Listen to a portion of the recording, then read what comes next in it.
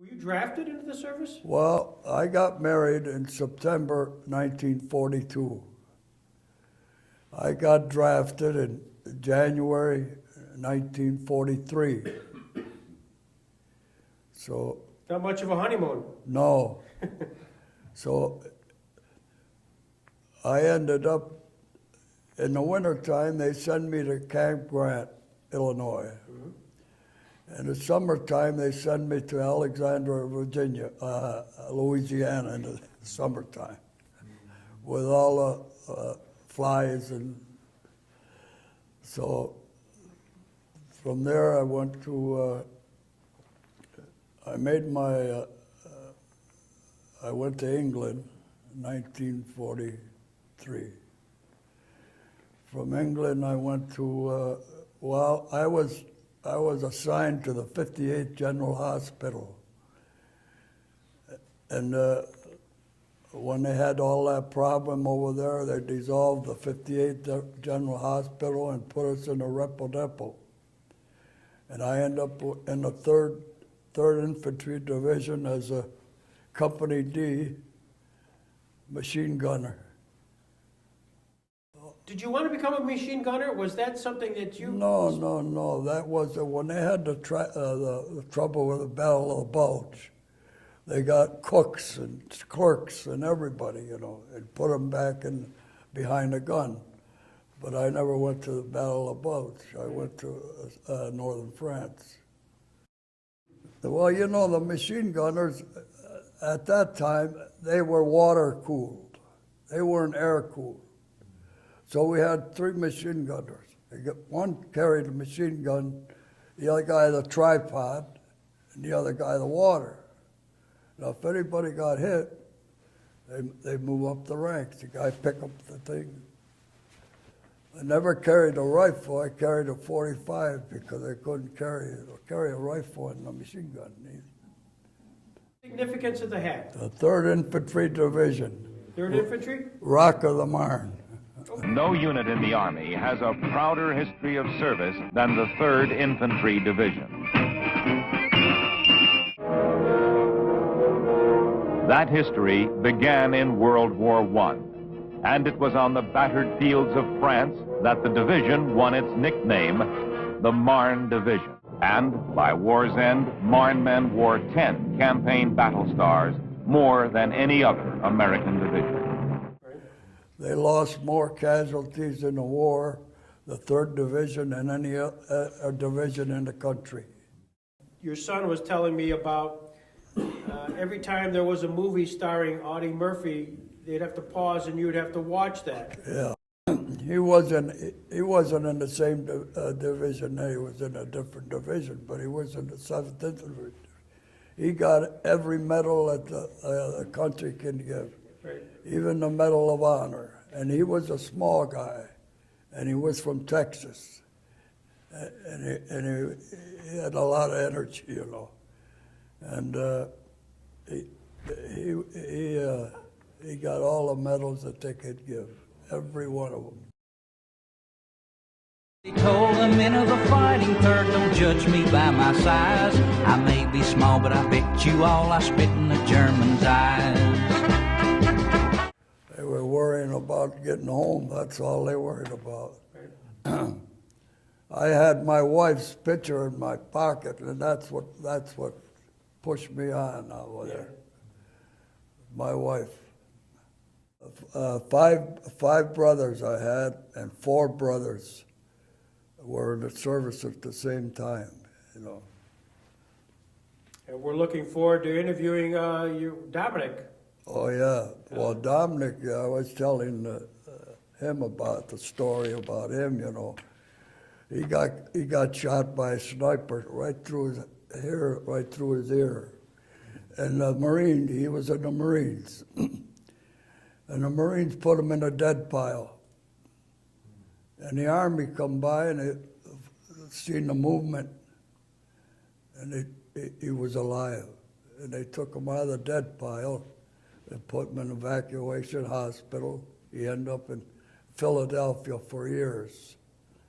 But he's 100% disability now. When George or his family come and talk to you, say, hey, Grandpa, talk to me about the war in France? Well, I got to tell you what happened. I had a young lieutenant from OCS.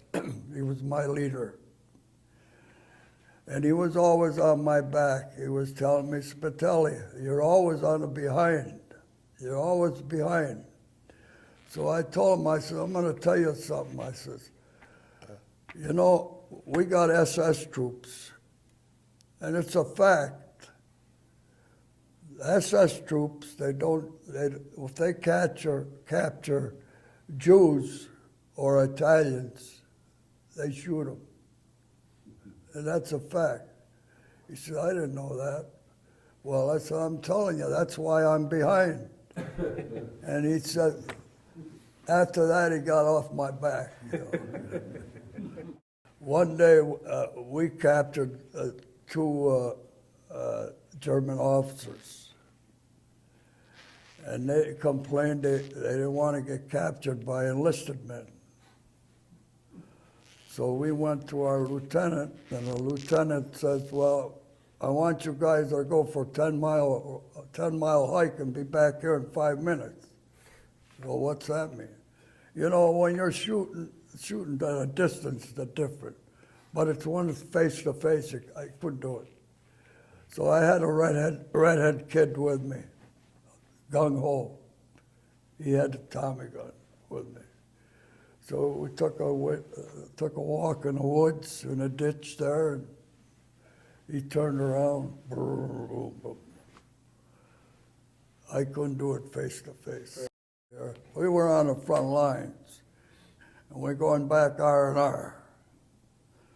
We got on a train, and the train slowed down. A couple of buddies of mine and myself, we jumped off the train and went up to town, and we got caught. So they had a stockade on the train, regular jail. So they put us in that jail, and they put me in the repo depot. And I got in front of the colonel there, and I had an option. So you either get busted or take the 30 days. I said, I'll take the 30 days.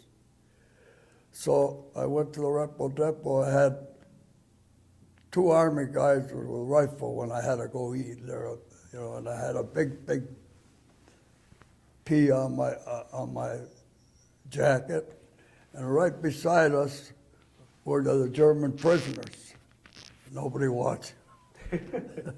So I had a friend from Jamestown. He happened to spot me in the repo depot.